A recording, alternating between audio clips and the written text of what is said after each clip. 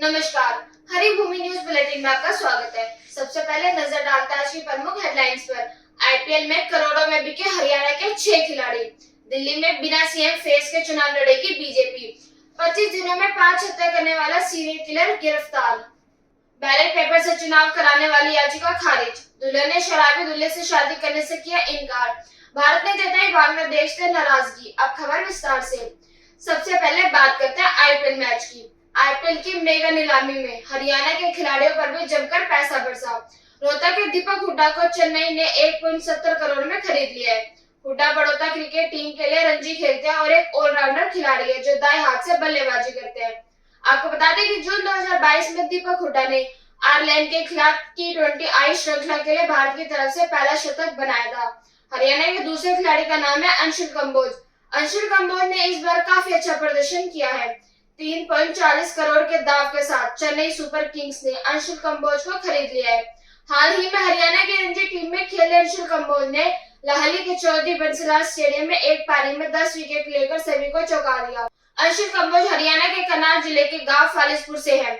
उनके पिता एक किसान हैं। अपने हरियाणा के तीसरे छोरे का नाम है शहबाज अहमद। शहबाज अहमद नूह के रहने वाले हैं। उन्होंने 9 अक्टूबर 2022 को अंतर्राष्ट्रीय क्रिकेट में कदम रखा था। वे एक गेंदबाजी के ऑलराउंडर हैं जो बाएं हाथ से बल्लेबाजी करते हैं। हाल ही में सैयद मुश्ताक अली ट्रॉफी में बंगाल टीम की ओर से खेलते उन्होंने पंजाब के खिलाफ शतकीय पारी खेलकर टीम को जीत दिलाई थी।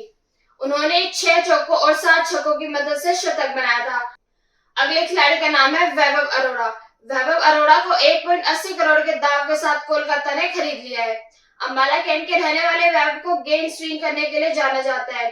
फरीदाबाद के वल्लभगढ़ के मोहित शर्मा को दिल्ली ने 2.20 करोड़ में खरीद लिया है। वे अब तक गुजरात टाइटंस के लिए खेलते आए थे।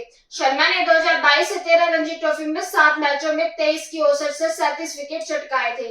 2024 के आईपीएल में उन्होंने 27 विकेट लिए और सीजन में दूसरे सबसे ज्यादा विकेट लेने वाले खिलाड़ियों की सूची में शामिल हो गए। हरियाणा के ही निशांत सिंधु को गुजरात ने खरीदा है। निशांत सिंधु हिसार से है और उनके पिता स्टेट लेवल के मुक्केबाज है। हरियाणा के खिलाड़ियों में अंतिम खिलाड़ी का नाम है नमन धीर जो अंबाला से है। उन्होंने 2023 के रणजी ट्रॉफी के 8 मैचों में 2 लगाए हैं। नमन धीर को मुंबई ने 5.25 करोड़ में खरीदा है। अब बात करते हैं दिल्ली की। महाराष्ट्र के नतीजों के बाद दिल्ली में भी बीजेपी मुख्यमंत्री का चेहरा घोषित किए बिना चुनाव लड़ेगी।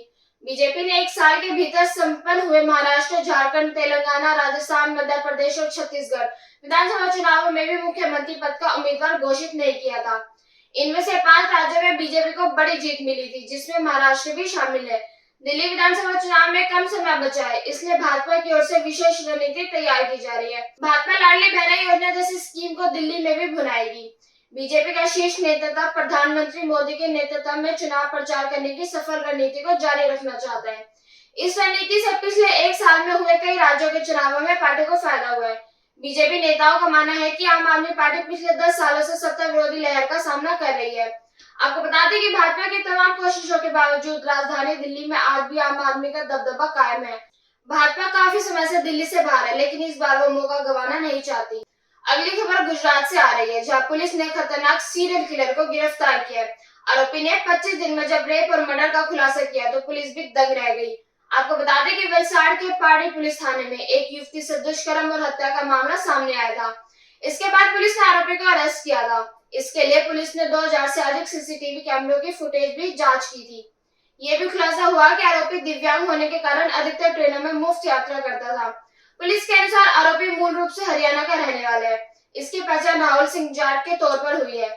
पुलिस के मुताबिक आरोपी राहुल एक सीरियल किलर है, क्योंकि उसने सबसे पहले 12वीं की छात्रा का रेप किया, फिर उसकी हत्या कर दी। इतना ही नहीं, जब आरोपी पुलिस की गिरफ्त में आया तो पूछताछ से ये पता चलता है कि आरोपी ने बीते 25 दिनों में 5 हत्याएं की है।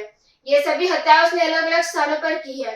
वलसाड़ पुलिस को इस आरोपी को और उस बच्ची को न्याय दिलाने के लिए वलसाड़ से आंध्र प्रदेश तक के रेलवे मार्ग की जांच करनी पड़ी और 2000 से अधिक सीसीटीवी फुटेज खंगालने पड़े। करीब 400 पुलिसकर्मी इस केस पर काम कर रहे थे और 10 दिन बाद जब पुलिस को सफलता मिली तो रेलवे स्टेशन से आरोपी गिरफ्तार हुआ।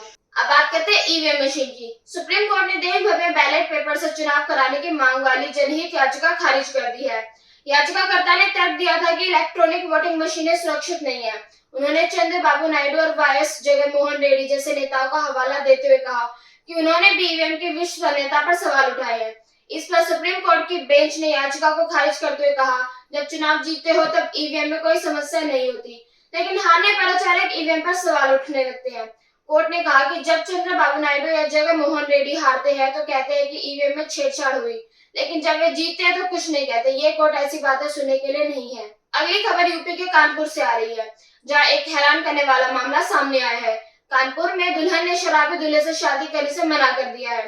दुल्हन हाथों में मेहंदी लगाकर दुल्हन की पोशाक पहनकर थाने में पहुंच गई। उसने कहा कि दूल्हा शराबी है, इसके कई लड़कियों से संबंध है, इसलिए वह ऐसे लड़के से शादी नहीं कर सकती। वहीं लड़के पक्ष के लोगों ने आरोप लगाया कि लड़की वाले शादी नहीं करना चाहते हैं।